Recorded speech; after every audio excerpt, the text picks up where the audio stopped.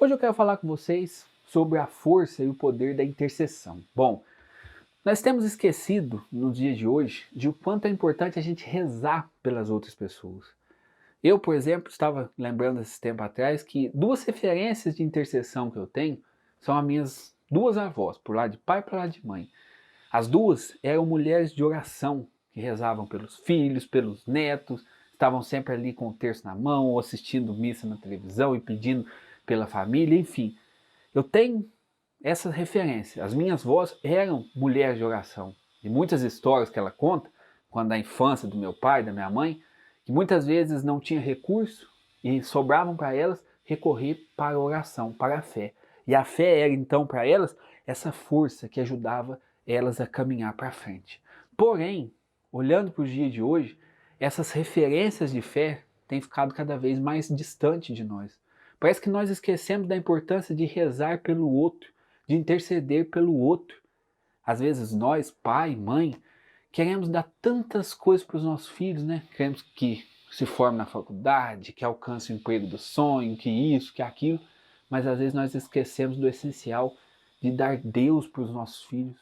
Os nossos filhos precisam enxergar em nós essa referência de oração, essa referência de intercessor. Os nossos filhos, quando sair de casa, precisam ter na cabeça: meu pai está lá rezando por mim. Meu pai e minha mãe estão intercedendo por mim. Nós precisamos resgatar a intercessão, nós precisamos resgatar o valor da oração. E se a gente for pegar, por exemplo, a história da salvação, se a gente for pegar as Sagradas Escrituras, um personagem, Moisés foi intercessor do povo. Moisés foi responsável por conduzir o povo no caminho do deserto, mas quantas vezes o povo pecava contra Deus e Moisés se apresentava diante de Deus para alcançar favor de Deus para aquele povo de coração duro. Moisés é uma figura do intercessor, o intercessor que se coloca diante de Deus para apresentar a necessidade do seu povo.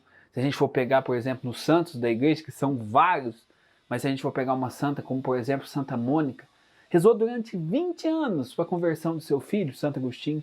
Durante 20 anos, Santa Mônica rezou diariamente para que Santo Agostinho se convertesse. E a gente vê os frutos na vida de Santo Agostinho. Santo Agostinho se converteu, se tornou um grande santo da igreja através da oração de intercessão da sua mãe.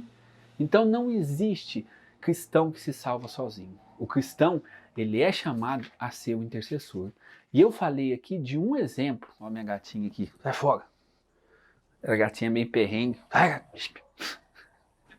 Eu falei aqui de um exemplo que é de pai e de mãe.